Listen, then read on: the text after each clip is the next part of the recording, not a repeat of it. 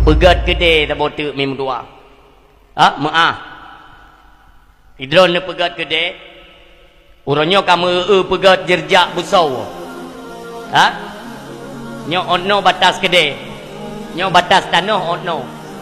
Pegat kedai aturan ji si mete tengok kosong dari batas tanah. Kena. Intang nyo pegat kedai. Pegat bangunan. Nyo netima. Tak pegat bangunan si medes tengok daripada batas tanah kena dalam. Tujuannya untuk apa? Apabila kedainya fungsi tengok. Gop watai yak mublo bak kedai kita nyo napat pedang Honda baik mengganggu iaitu fasilitas umum yang merupakan jalan sebagai alat transportasi. Jalannya baik mengganggu mi. Tapi ni kalau tak orangnya baik di Aceh tu di mana saja. Pun pegat kedai berak dalam.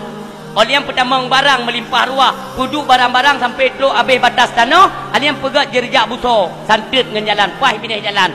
Gop watai mublo bak kedai kita nyopai pedang Honda, atas jalan. Hasil yang gop mublo pedang Honda atas jalan, haram. Menyohan terimang ni tetap long tu cotarum tak tepat. Yang hukum tetap hukum. Ci pedang tiga mahan haidang hukum Islam di Aceh. Bak lagi ulai wakah isa meno pegat dia bukan menan. Allah kiban gato dalam syariat. Yang menang si pegat tiga idang han Islam di Aceh. Yang beok nak pegat kanduri ka, gelang tak jambu di jalan. Tahu pegat peraturan pungo kan.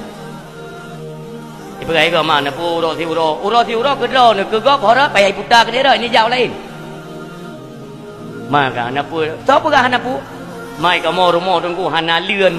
Menyong hana leun tidak ada halaman untuk dapat pegat pesta. Lagi izin pada tetangga dia.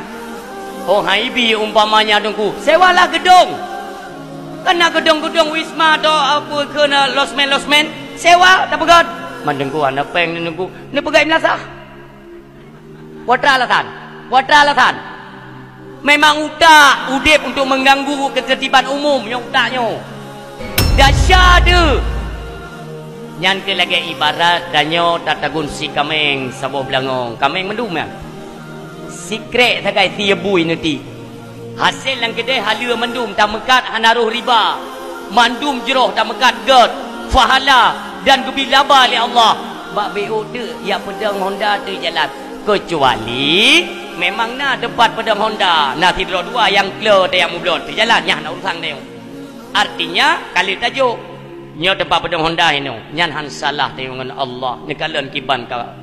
Jadi Aceh orangnya so yang mat pemuda pegat juga banyak lah.